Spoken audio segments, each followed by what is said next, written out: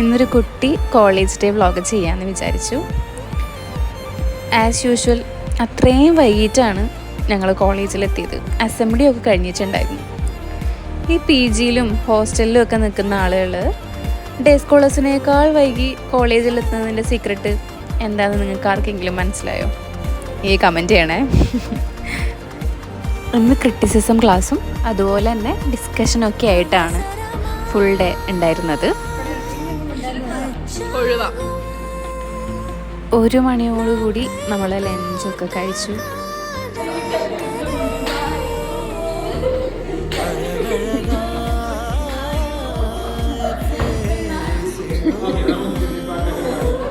സ്നേഹയുടെ ക്ലാസ്സിലെ ഒരു introductory activity ആയിരുന്നു കണ്ടത്.